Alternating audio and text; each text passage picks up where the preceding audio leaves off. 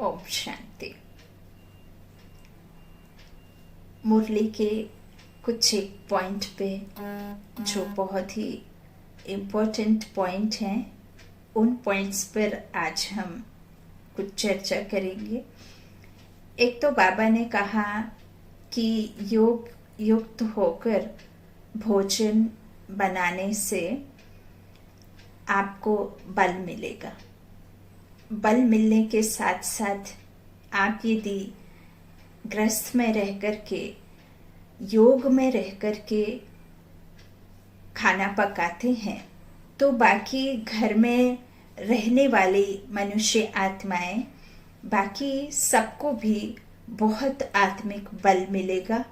उनको भी वही सुख, शांति, प्रेम, आनंद का अनुभव होगा।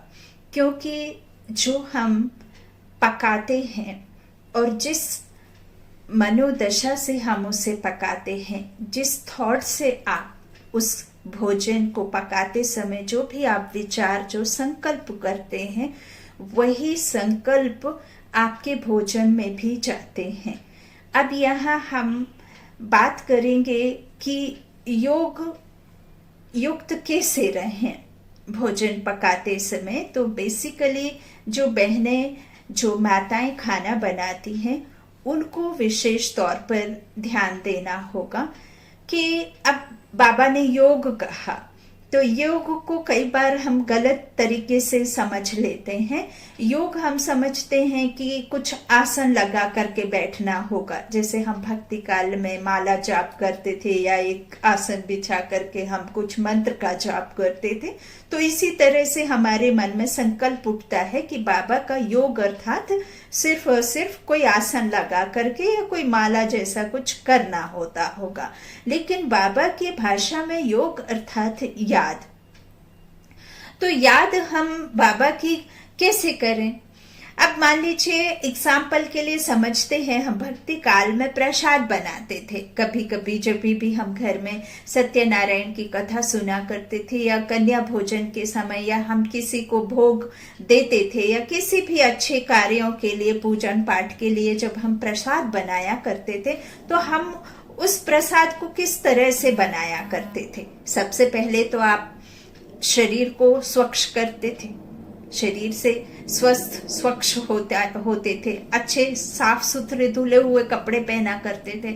और हम फिर विचारों को शुद्ध करते थे। विचारों की शुद्धि हम कैसे करते थे? जब हम भोग को शुरुआत में ही बनाते हैं तो हम भोग को अर्थात हमारे विचारों में सिर्फ और सिर्फ क्या चलता है मन में कि हम यह जो भी बना रहे हैं वह हम भगवान के लिए बना रहे हैं। भल हम उस समय यथार्थ रीति ईश्वर को, बाबा को, परमात्मा को, आत्मा को समझते नहीं थे, लेकिन हम भोग को पवित्र होकर के और पवित्र विचारों को रख करके और किचन को बाकायदा साफ सुथरा करके, कोई तामसिक चीज को उस दिन यूज नहीं करते थे, कोई तामसी वृत्ति हम मन में नहीं रखते थे और हम भोग बनाया करते थे।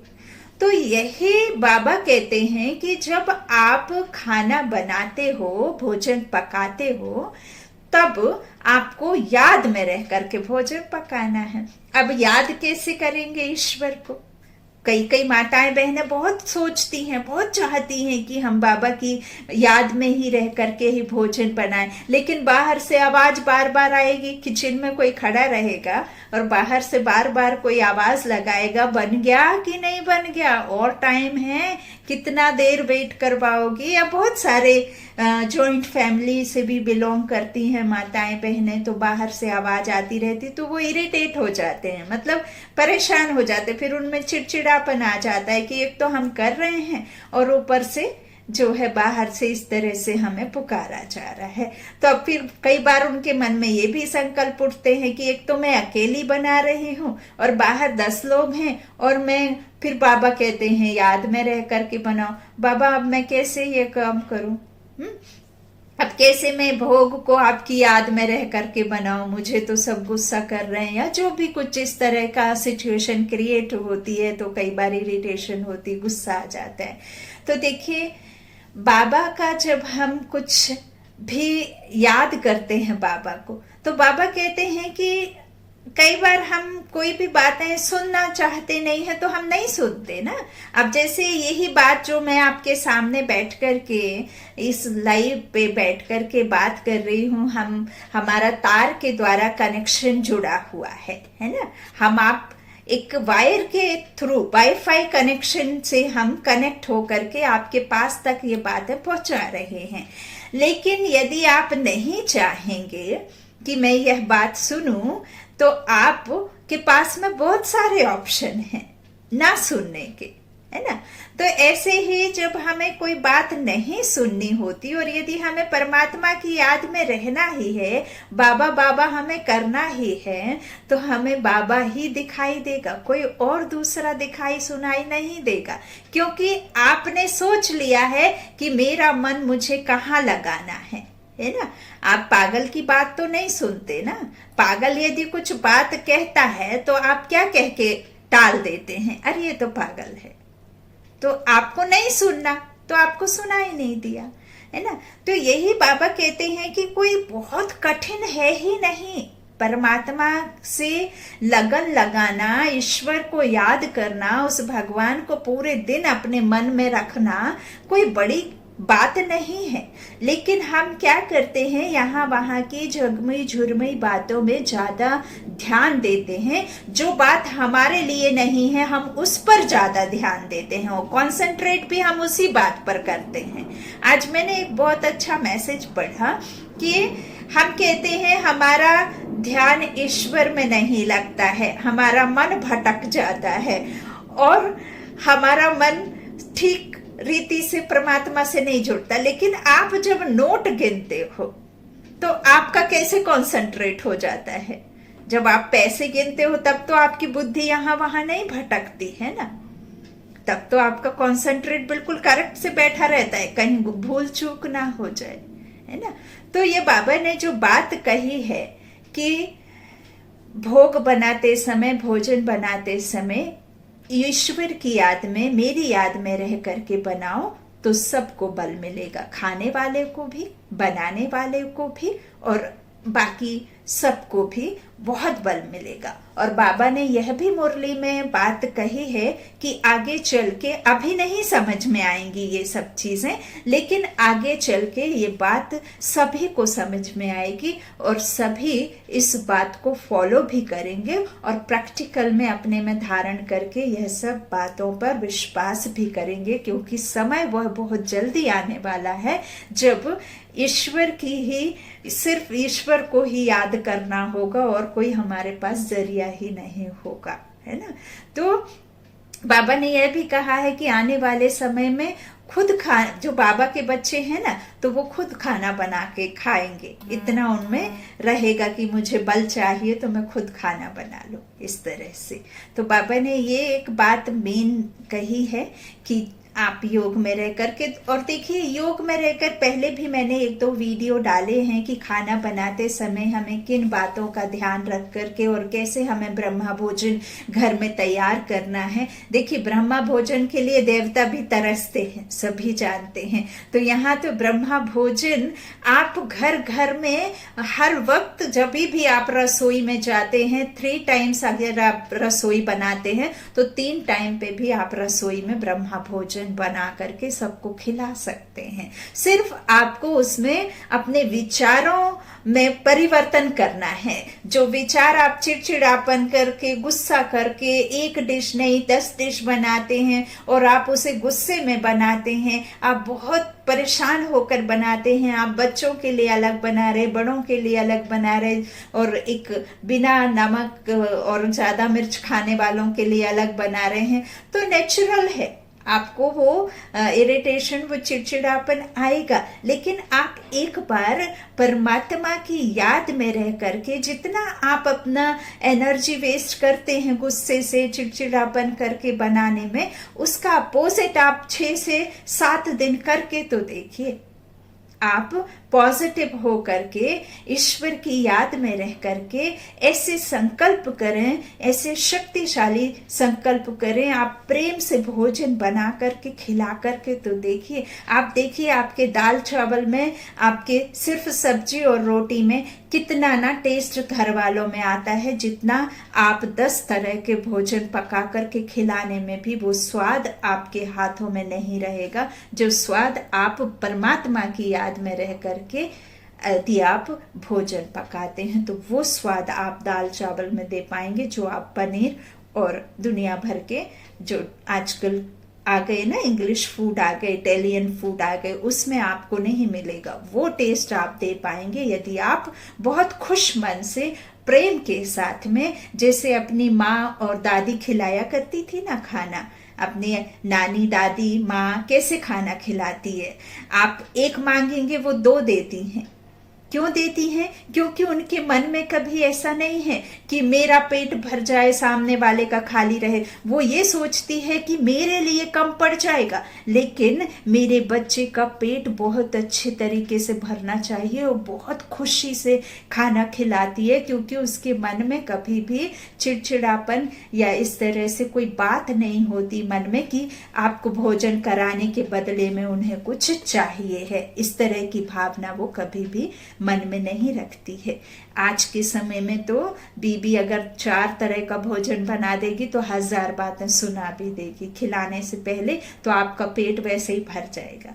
तो माताएं बहनें, एक बार ऐसा विचार करके देखिए, यदि आप बहुत प्रेम से, बहुत अच्छी भावना रख करके यदि आप खाना तैयार करेंगे किचन में, तो आपके घर में यदि कोई बच्चा, नया बच्चा जब जन्म लेता है ना, तो वो 2, 4, 5 साल बहुत तंग आता है। आजकल के बच्चे तो सिर्फ और सिर्फ माँ के मुंह से यही आवाज आती है कि मेरा बच्चा खाना नहीं खाता, खाना नहीं खाता, खाना नहीं खाता।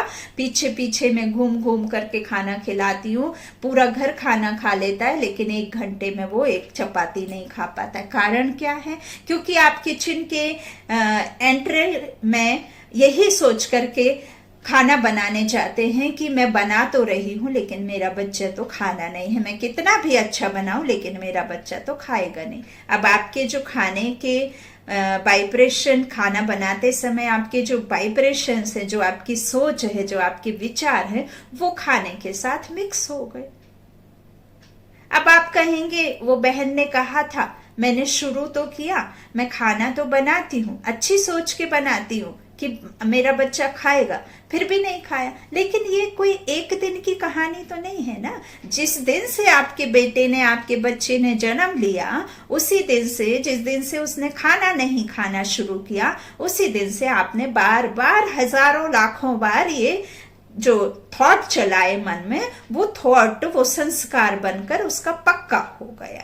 और जब वो पक्का हो गया तो उसका वही रवैया हो गया, और वही रोज उसकी रूटीन में आ गया, क्योंकि आपने बार बार सोच बना करके उस संस्कार को उसके माइंड में बिठा दिया, और वो माइंड बिल्कुल उसका परफेक्ट बैठ गया कि अब मुझे खाना नहीं है। तो ये जो हमारा मन के थॉट सामने वाली आत्मा के प्रति चलते हैं ना, वही सच होता है। तो आप अभी तक ऐसा करते थे, अब थोड़ा उल्टा करके देखिए, लेकिन फुल विश्वास के साथ आपको करना है कि मैं जा रही हूं तो वो जरूर जरूर जरूर खाएगा। ऐसा नहीं है कि आपने मुख से तो कुछ कह रहे, लेकिन अंतर मन में फिर भी वही संकल्प चला रहे हैं, तो फिर वही होगा। और हमारे साथ साथ हमारे पूरे घर के और भी आत्माएं, और भी मनुष्य आत्माएं जो घर में फैमिली मेंबर हैं, वो भी यही थॉट चलाते हैं। फिर हम वही थॉट को आसपास के लोगों में भी, रिलेटिव्स में भी वही बात फैलाते हैं कि मेरा बच्चा खाना नहीं खाता। तो फिर वो थॉट पता नहीं कितने गुना एक्स्ट्रा मिल करके कितने सारे मनुष्य आत्माओं के वही थॉट चलते हैं कि उनका बच्चा तो खाना नहीं खाता। फिर वो और लोगों से कहेंगे तो उनका बच्चा तो खाना नहीं खाता। तो अब ये कैसे खाएगा बच्चा खाना? कैसे खाएगा जब आप दिन रात सोते उठते बैठते यही बात कह रहे हैं कि बच्चा खाना नहीं खाता? तो फिर वही होगा। तो आप ऐसा करके देखिए, और बाबा के योग में रह करके खाना बनाइए। और एक बात बाबा ने बहुत जरूरी जो कही है कि आपको मान लीजिए कि नहीं समझ में आता, आपने पढ़े भी होंगे, सूरज भाई जी भी बताते हैं और बहुत सारे वीडियोस भी आपने देखे होंगे कि किस तरह के जो थॉट्स हैं, किस तरह की हम सोच, किस तरह के हम संकल्प करके खाना बनाएं। तो सबसे पहले तो आपको खाना बनाना है तो यही सोचना है कि मैं ईश्वर परमात्मा के भंडारे से, शिव बाबा के भंडारे से ये अनाज निकाल रही हूँ, सबसे पहला थॉट। और यह उन्हीं का भंडारा, उन्हीं का दिया हुआ है, उससे मैं निकाल करके बना रही हूँ। जब आप खाना पकाते हैं तो आप ऐसा अनुभव कीजिए कि स्वयं परम पिता परमात्मा की शक्तिशाली किरणें इस भोजन को बहुत शक्तिशाली पवित्रता, प्योरिटी और शक्तिशाली किरणों से इसे इतना शक्तिशाली और इतना प्यार भरा ये भोजन है और इतना अच्छा भोजन है, इतना स्वादिष्ट भोजन है कि इसे खाते ही आत्मा को शांति और सुख की अनुभूति होगी और जो भी यह भोजन खाएगा वह सफल भी होगा, प्रेम से भरपूर भी होगा और बहुत शांति स्वरूप, शांत स्वरूप जो आत्माएं होती ना, उस तरह से उसे शांति के वाइब्रेशंस के साथ में उस खाना को बनाइए। जितने जितने गुण परमात्मा में है ना, वही गुण की अनुभूति करते हुए उन गुणों को उस भोजन में डालिए, है ना। सुख, शांति, शक्ति, प्रेम, आनंद, ये जो मेन पावर आत्मा के लिए होते हैं। पवित्रता, बाबा का सबसे ज्यादा जो है पवित्रता पे बाबा ज्यादा ध्यान देते हैं, है ना। इसीलिए बाबा ने कहा है कि यदि घर में कोई बच्चे की वाइफ बनाती है तो वो विकारों में रहती है ना, तो उसका खाना नहीं खाना चाहिए, जो बिल्कुल प्रॉपर ब्राह्मण आत्माएं हैं, जो बाबा ऐसा कहते हैं। कई बार बाबा ने मुरली में कहा है ना। तो ये सब बातें बाबा कहते हैं। और दूसरा बाबा ने जोर डाला है मुरली के वाक्य में कि बाबा ने कहा है अपना जो धन है, जो स्थूल धन है, उसे किस तरह से हमें परमात्मा के कार्यों में लगा करके उसे कैसे सफल करना है। क्योंकि जो अभी आपने देखा है कि कैसे फैमिली किसी किसी परिवार में कैसे फैमिली उठ गए हैं। अब हम तो देखिए इतना भी अधिक राजयोगी या राजयोगिनी खुद को नहीं कह सकते हैं कि हमें किसी के दुख में तकलीफ ना हो, है ना। कैसे परिवार एक एक फैमिली से पूरे जन बच्चे से कोरोना में चले गए हैं। अब उनके पास में जो धन संपत्ति होगा उसका क्या हुआ होगा। तो यही बात बाबा समझा रहे हैं कि आने वाले समय में आपके कुछ भी नहीं पता कि किसके साथ में कौन सी सिचुएशन, कौन सा ऐसा मोड़ आ जाए जीवन का कि आपको पता ही ना हो कि कब क्या होना है। ये तो मैंने सोचा ही नहीं था, क्योंकि उस समय आपके पास में सोचने का समय भी नहीं होगा। तो बाबा ने कहा कि अपना जो स्थूल धन है उसे भी धनी के नाम करके अपना धन जो है सफल कर लो। अब धनी को तो धन चाहिए नहीं है। अब बाबा कहते हैं कई आते हैं जिनके पास में जास्ती धन है, संपत्ति है, तो वो आते हैं और बाबा से कहते हैं कि बाबा आप मुझे याद करना, तो मैं आपको आकर के जब भी जरूरत होगी तो मैं आपके आकर के दूंगा, है ना, पैसा धन जो भी है। तो बाबा कहते हैं मुझे तो धन चाहिए नहीं, मैं क्यों याद करूंगा, क्योंकि मैं तो अभोक्ता हूं, मुझे नहीं चाहिए।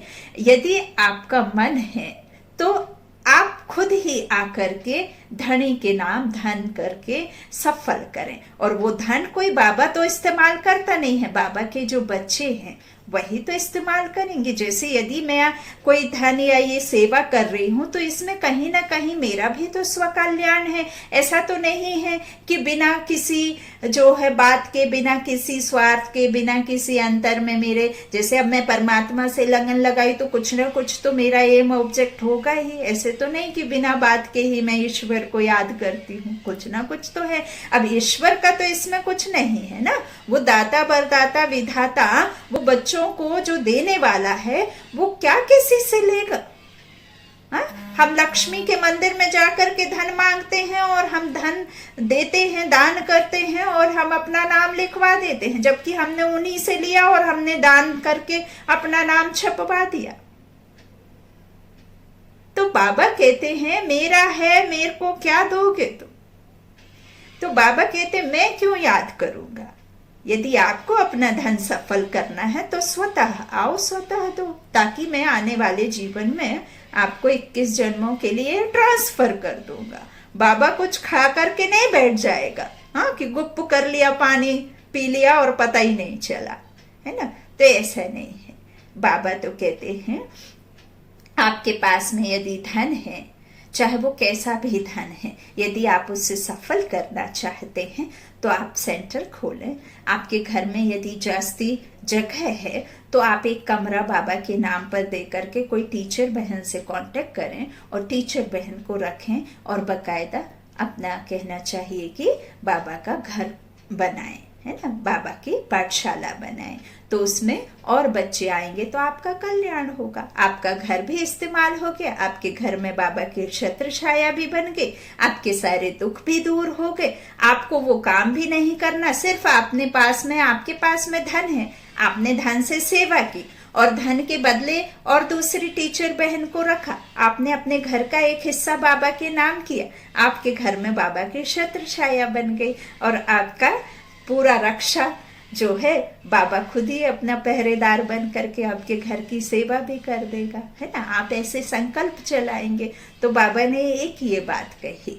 तो ये 2 बातें बाबा ने कही कि योग में रह करके भोजन बनाना तो आपको बल मिलेगा और यह बल आपके आखिरी तक साथ रहेगा। और आपके पास में यदि जास्ती धन है तो आप उसे सेवा में खर्च करें, बाबा के कार्यों में खर्च करेंगे तो वो आपको ट्रांसफर हो जाएगा। जब मैं कहूँ तब जरूरत नहीं है। देखिए, बाबा के जो सेंटर हैं, बाबा का जो मधुबन में है, जो इतना बड़ा बाबा का, कितने ना जाने कितने एरिया में बाबा का मधुबन, मैं तो कभी गई भी नहीं हूँ, लेकिन मुझे इतना आभास है, अनुभव है, मैं देखती हूँ और मैं प्रैक्टिकल में उसे फील भी करती हूँ कि देखिए बाबा कभी किसी से मांगता नहीं।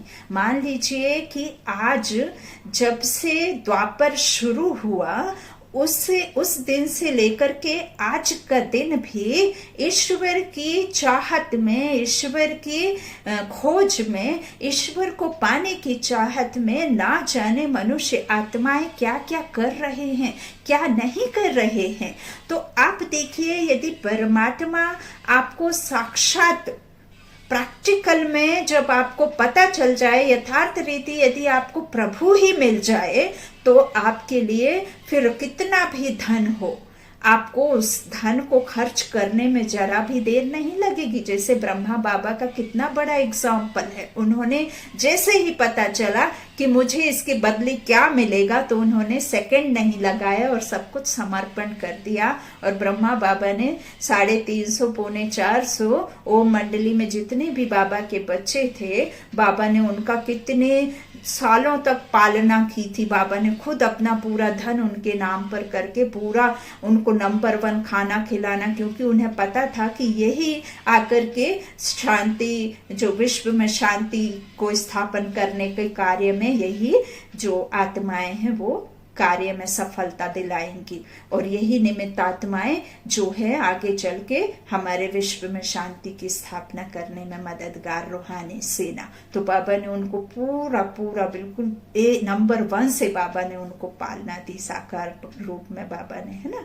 तो बाबा कहते हैं कि जब ईश्वर ही मिल जाता है तो स्वतः ही जो जिनके पास धन होता है तो वो धन स्वतः ही फिर देते हैं, मांगते नहीं है। कोई बाबा की भंडारी में कभी भी किसी बात की कमी नहीं कि बाबा जा करके देते। कई मनुष्य आत्मा कहते हैं कि वीवीआईपी जो आते हैं तो उनका फिर ये लोग सत्कार करते हैं उसमें, और बाकी लोगों में, बाकी मनुष्य आत्माओं में छोटे बड़े का भाव रखते। बाबा कहते हैं छोटे बड़े का भाव नहीं, जब वो इतना जास्ती हमें देंगे तो फिर थोड़ा ना थोड़ा तो उनके लिए करना पड़ेगा ना। फिर वो सामने वाली आत्मा को क्या फीलिंग आएगी कि वो देते हैं और हमारा तो कोई वेलकम ही नहीं है। नहीं तो आपने देखा भी है हमारी दादियों के सामने कितने बड़े बड़े प्रेसिडेंट, होम मिनिस्टर और कितने बड़े बड़े जो नेता, बड़े बड़े चेहरे जो दुनिया की नजरों में बहुत बड़े महान होते हैं,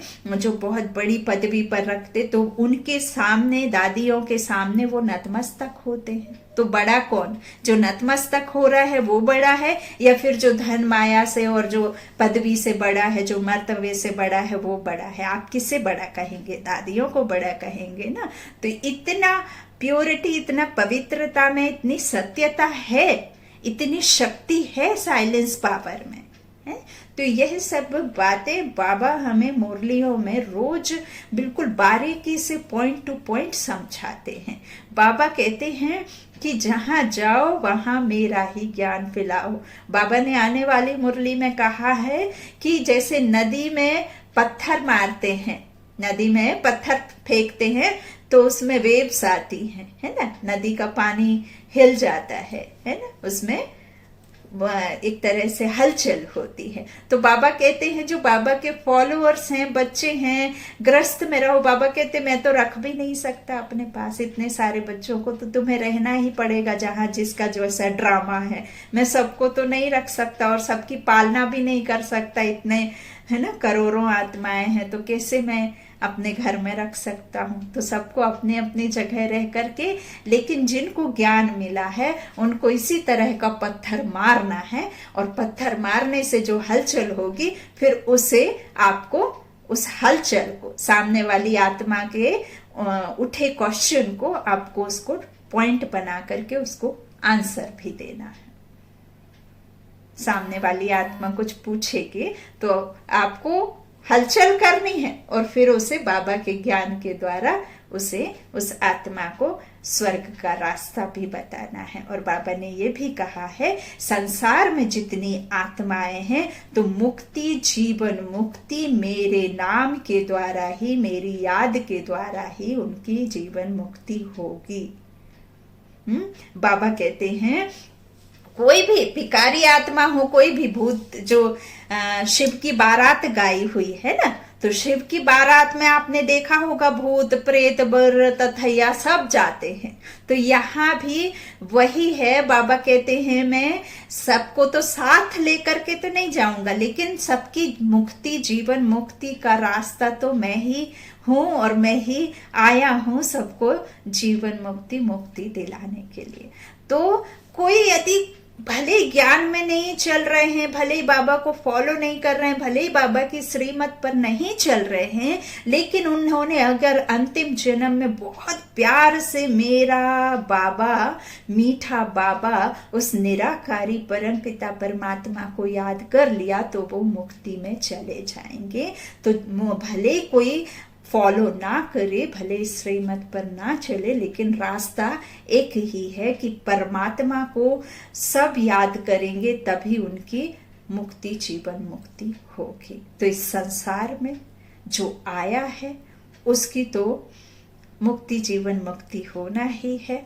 तो उसी के लिए बाबा कहते हैं कि आपको यह रास्ता सबको बताते चलना है। जो बिरादरी का होगा वो सुनेगा और जो बिरादरी का नहीं होगा वो सुन करके भी अनसुना कर देगा, है ना। तो जिसकी किस्मत में बाबा लिखा है और बाबा जिसका है तो वो बाबा का स्वतः ही करंट की तरह खिंच जाएगा, चाहे दुनिया के किसी भी कोने में हो। बाबा ने तो ये भी कहा है कि जब रावण रूपी बॉम्ब ब्लास्ट हुआ इस संसार में, तो मेरे बच्चे दुनिया के कोने कोने में शरीर निर्वाह मात्र कहीं ना कहीं दुनिया में जगह जगह फैले हुए हैं, बाबा कहते। तो अब उनको इकट्ठा भी तो करना है, बाबा कहते हैं। अब ये जो माया का रावण रूपी बॉम्ब ब्लास्ट हुआ ना, तो 5 विकारों में जब आए तो फिर बाबा कहते दुनिया के हिस्सों में बट गए, है ना। तो अब वो वापस भी आएंगे, अब वो पेड़ को भी तैयार करना है। तो बाबा तो ना जाने कितनी मीठी मीठी, कितनी प्यारी प्यारी, कितनी मनमोहक वाली बातें करते हैं, है ना। तो यह सब बातें जो हैं यही तो आपस में गॉसिप करने की बातें हैं। बाबा कहते हैं कि यही बातें तो करो आपस में बैठ करके, है ना। बातें तो करते हैं, ऐसे तो नहीं है कि कोई मूक बन के बैठा रहता होगा, जरूर बातें करते होंगे। तो यह भी तो बातें बहुत प्यारी हैं, बहुत अच्छी हैं, सब्जेक्ट वाली है, आपके फ्यूचर के लिए हैं, आपके 21 जन्मों के लिए हैं, कोई एक जन्म के लिए नहीं है।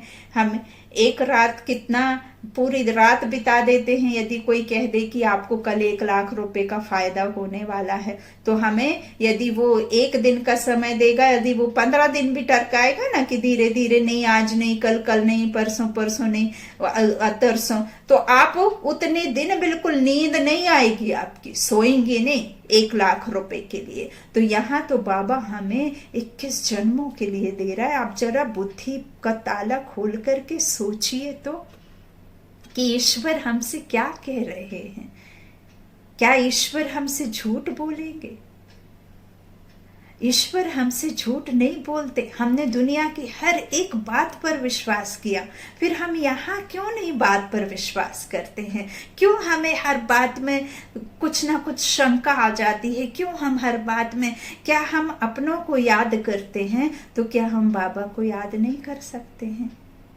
क्या हम पहले नंबर पर ईश्वर को, फिर दूसरे नंबर पे बाकी लोगों को नहीं रख सकते हैं? रख सकते हैं। जैसे आप अपने किसी बहुत खास को याद करते हैं, ऐसे ही तो बाबा बाबा कहना। अब बाबा बाबा कहना माना कोई रास्ते से निकलते कोई ऐसे वो जो कहना चाहिए ऐसे हेयर लंबे लंबे आ जाते हैं, वो बाबा की बात नहीं करते।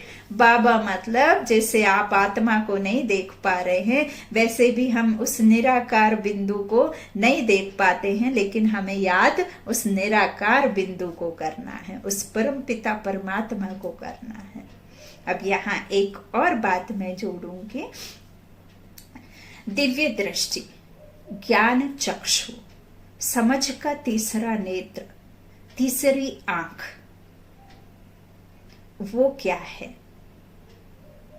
कई ज्ञान में चलते हैं, फॉलो भी करते हैं, बाबा को समझ भी गए, बाबा को समझ भी लिया, बाबा को याद भी करते हैं, लेकिन इस दिव्य चक्षु, इस तीसरे ज्ञान नेत्र का सही रीति अर्थ नहीं समझ पाते हैं कि ये ज्ञान चक्षु है क्या, और इस ज्ञान के तीसरे नेत्र से, इस समझ के तीसरे नेत्र से मैं परमात्मा को कैसे देखूं।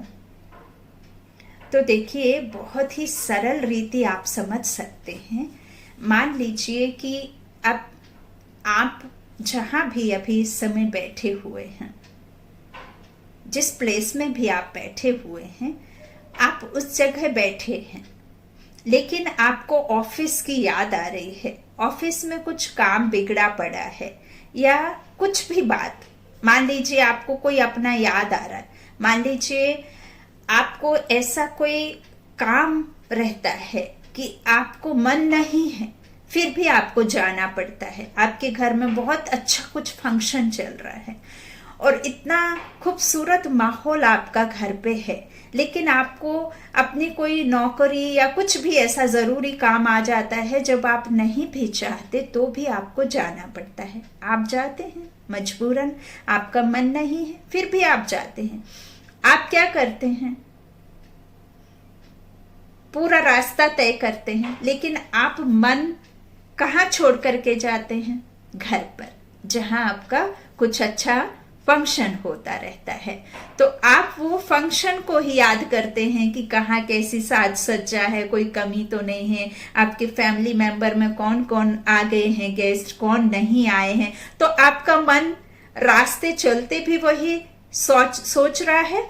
आप उस प्लेस में भी पहुंच गए जहां आपको काम के लिए जाना है, फिर भी आप शरीर से तो पहुंच गए, लेकिन आपका मन की आंखों से आप अपने घर के सीन को ही याद कर रहे हैं।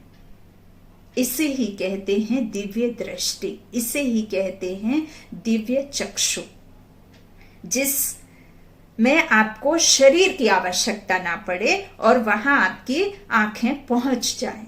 आपकी आंखें वो सीन को देख पा रही हैं, लेकिन आप शरीर से वहां नहीं हैं। तो ऐसे ही परमपिता परमात्मा बहुत सूक्ष्म है, बहुत सूक्ष्म है, इतना सूक्ष्म है कि जिस तरह से आप आत्मा का ना जाने कितने प्रैक्टिकल, कितने एक्सपेरिमेंट किए, कितने साइंस ने कितनी जुगत लगाई, लेकिन उसके बावजूद भी आत्मा को नहीं देख पाई, ठीक ऐसे ही हम परमात्मा को सिर्फ और सिर्फ समझ सकते हैं कि वो है, वो अदृश्य शक्ति है। जैसे हमें आत्मा इस शरीर को चला रही है, वैसे ही वो इस संसार को चला रहा है, और हम सर्व आत्मा उस परम पिता परमात्मा की संतान है। जो ना दिखने वाली आत्मा इस शरीर को चला सकती है, तो ईश्वर इस संसार को चलाता है। तो इस तरह से, इस दिव्य चक्षु से, इस दिव्य दृष्टि से, मन बुद्धि से, मन से और बुद्धि से उस परमात्मा के पास आना जाना है, आते जाते रहना है, क्योंकि हम चले जाएंगे तो भी काम नहीं बनेगा ना, फिर तो शरीर ही छूट जाएगा।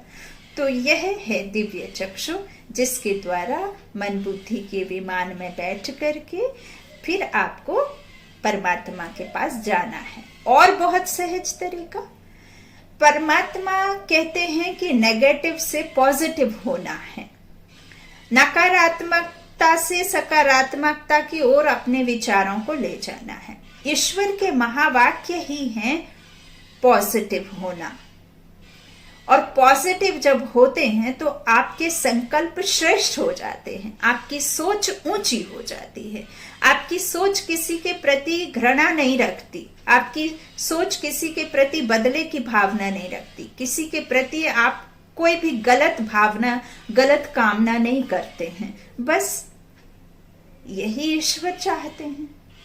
जहां प्रेम है वहां मैं हूं, और जहां घृणा है वहां मैं नहीं हूं। तो यही बाबा हमें कर्मों का राज भी समझा रहे हैं कि जैसे हमने कर्म किए वैसे हमें फल मिल रहा है। तो यदि आपको फल मिल रहा है, ऐसा तो नहीं है कि जज का बेटा कोई क्राइम करेगा तो उसे पनिशमेंट नहीं मिलेगी, पनिशमेंट तो सबके लिए है। तो हमारे जो कर्म हैं वही हमें पनिश कर रहे हैं, है ना। और यदि आपके कर्म अच्छे हैं तो आपकी लाइफ स्मूथ जाती है। तकलीफ सबको होती है, बाबा कहते तकलीफ तो ये दुख का है ही दुनिया, है ना, रावण राज्य है तो, लेकिन लाइफ बिल्कुल एकदम सीधी। और इनकेस बहुत ज्यादा कष्ट होता भी है तो ईश्वर की शक्तियों से हम उसे किसी भी तरीके से उसको अपने ऐसा घर नहीं करने देते हैं, है ना। किसी भी मुश्किल को, वो मुश्किलों से हम सहज ही पार हो जाते हैं। तो ये है हमारे साथ ईश्वर का साथ, है ना। तो यही बातें बाबा हमें समझाते हैं और यही हमें समझना है और सभी को समझाना भी है। तो ये 3 पॉइंट बाबा ने कही हुई है, और बाबा रोज रोज मुरली में बहुत कुछ कहते भी हैं, तो उसे हमें सुन करके समझना है और उसे हमें धारणा करना है। और देखिए बाबा डराते नहीं हैं, लेकिन जो हुआ कल्प पहले सो हो रहा है और वही होगा, नथिंग न्यू। ऐसा नहीं है, बाबा ने 3-4 साल पहले की मुरली में कहा था कि समय ऐसा आने वाला है कि आप घर से बाहर नहीं निकल पाएंगे। तो वो 2 साल भी कंप्लीट नहीं हुए थे और देखिए कैसी वेव्स आई कि लोगों ने घर से बाहर निकलना बंद कर दिया। और अब आने वाले समय में बाबा ने यह भी कई बार बताया है, यदि आपने ध्यान से सुना होगा, कि ऐसा डर हो जाएगा कि खिड़की दरवाजे भी खोलने में मनुष्य आत्माएं डरेंगी। जो अकाले मृत्यु से मनुष्य आत्माएं शरीर छोड़ेंगी तो वो क्या होंगी, प्रेत आत्माएं बन जाएंगी, क्योंकि उनको दूसरा शरीर नहीं मिलेगा। तो दूसरा शरीर नहीं मिलेगा तो वो भटकेंगी, क्योंकि उनका कोई नेचुरल मौत तो होगी नहीं।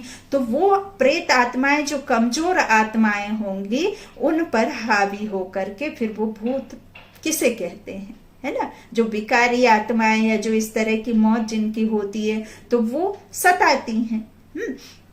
तो यह सब सीन क्रिएट होंगे, क्योंकि आने वाले समय में और भी बाबा ने डरावनी तस्वीरें बताते हैं। बाबा इसीलिए क्लियर नहीं करते क्योंकि बच्चे डर जाएंगे। फिर भी बाबा बहुत समझाते हैं अपने तरीके से, है ना, कि बच्चे आत्मबल इकट्ठा करो, आत्मबल इकट्ठा करो, आत्मबल इकट्ठा करो, पुरुषार्थ करो, जास्ती पुरुषार्थ करो, जास्ती पुरुषार्थ करो। हाँ, तो यही बात बाबा कहते हैं। पुरुषार्थ क्या है? बाबा की याद करना, खुद को आत्मा निश्चय करना। जब खुद को आत्मा निश्चय करेंगे तो ये जो मेरा मेरा कहते हैं ना, मेरा शरीर मेरा शरीर है, तो ये मेरा जो शरीर है ना, ये शरीर मेरा नहीं है, मैं आत्मा कहती हूं कि ये मेरा शरीर है ना। तो कहते हैं ना कि एक समय तो आएगा ही जब ये शरीर छूट जाएगा। तो यदि हमारा शरीर हमारा होता तो हम ऐसे क्यों कहते? हम दो हैं ना, आत्मा अलग है और शरीर अलग है, इसीलिए तो शरीर छूट जाएगा, ऐसे कहते हैं।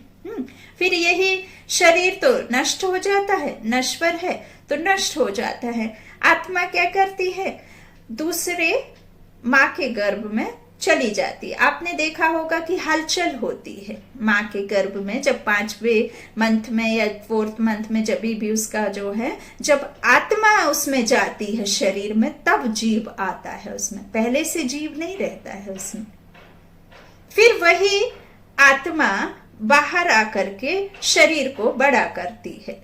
आत्मा बड़ी नहीं होती, शरीर बड़ा होता है। फिर जब शरीर बूढ़ा हो जाता है, फिर वापस छूट जाता है, फिर आत्मा दूसरे तन में जाती है, फिर आत्मा तो छोटी रहती है, शरीर बढ़ता जाता है। ऐसे ये चलता रहता है साइकिल।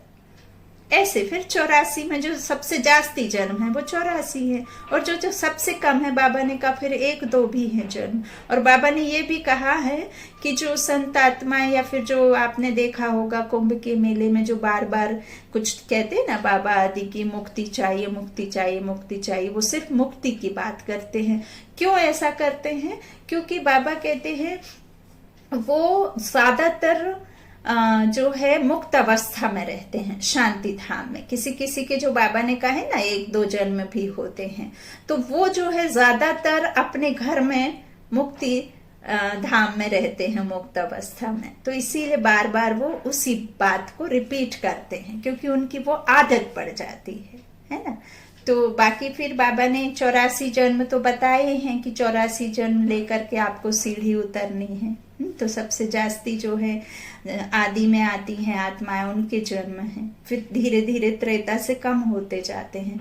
फिर लोगों ने 84 लाख कह दिया। बाबा कहते हैं 84 लाख हो ही नहीं सकता है, पूरा हमारा विश्व का जो चक्र ही है वो 5000 वर्षों का है।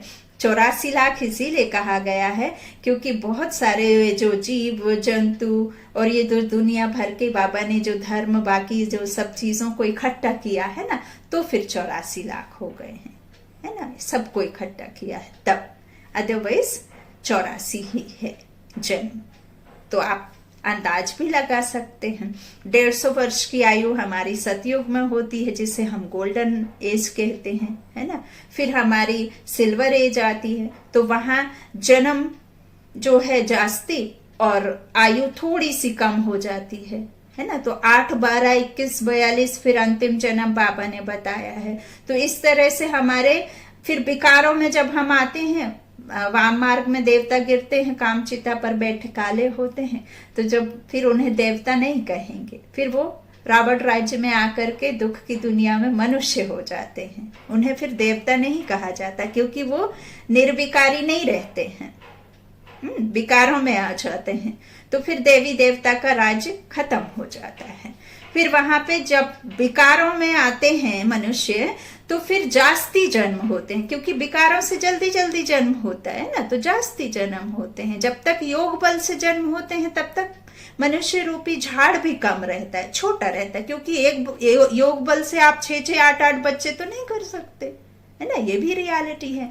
तो वहां सतयुग त्रेता में झाड़ छोटा रहता है। फिर जब विकारों में गिरते हैं तो झाड़ बड़ा और आयु कम होती जाती है। और फिर कलयुग में तो सोच ही नहीं सकते, पूरी आत्माएं, जितनी भी मनुष्य रूपी सृष्टि झाड़ है, जितनी भी आत्माएं जो तन को लेकर के पाठ बजाती हैं, वो पूरे शांति धाम से आ जाती हैं, फिर अपना अपना समय काल लेकर के और फिर जाती हैं वापस, है ना। तो यही बातें बाबा की हैं। उम्मीद करती हूँ बाबा का जो भी बातें होती हैं आप सभी को बहुत अच्छी लगती होंगी, सुनने में भी आप बहुत इच्छा रखते होंगे और इसे धारण भी करते होंगे। प्रैक्टिकल में आप अपने जीवन को भी परिवर्तन करते होंगे। और अपने में जब तक हम धारण नहीं करते ना, तब तक परिवर्तन नहीं होता। तो स्व परिवर्तन विश्व कल्याण, विश्व परिवर्तन बाबा ने कहा है ना। तो स्व कल्याण विश्व कल्याण। जब आप खुद के लिए, हम खुद को जब माफी करते हैं तब हम दूसरों को माफ कर सकते हैं, है ना। जब हम खुद उस चीज से भरपूर रहेंगे तब हम किसी को दे सकते हैं, नहीं तो कैसे दे सकते हैं। हमारी झोली में कुछ नहीं, हम तो किसी की झोली में क्या डाल सकेंगे ना। तो इसी बात से बाबा वही कहते हैं कि कोई भी बात सुनना सहज है ना। कहते हैं कि काश जितना हम समझना इजी है उतना समझना भी आसान होता, तो दुनिया कुछ और ही होती, है ना। हम समझाना ज्यादा जानते हैं, समझना कम जानते हैं। तो बस अपने में धारणा करते रहिए और बाबा की अच्छी अच्छी पॉइंट्स को नोट करते रहिए और मन बुद्धि में उसे धारण करके हर एक सीन को प्रैक्टिकल में देखते हुए, हर एक सीन को नथिंग न्यू देखिए, तो आपको कोई भी बात में, कोई भी उसमें तकलीफ नहीं होगी, है। यही बात बाबा हमें बार बार समझाते हैं, nothing new, nothing new. Attention, no tension. Attention नहीं रहेगी तो टेंशन ही टेंशन रहेगी। ओम शांति। शुक्रिया सभी का, बहुत बहुत धन्यवाद। कि बाबा का तो बहुत शुक्रिया कि बाबा ने निमित्त आत्मा चुन करके आप लोगों से इतना जोड़ करके रखा, और बहुत ही प्यार स्नेह बाबा के साथ में आप सबका जो स्नेह मिलता है उससे ही हिम्मत मिलती है ना। तो वही हिम्मत फिर आगे बढ़ने का बहुत बड़ा जरिया है। ओम शांति।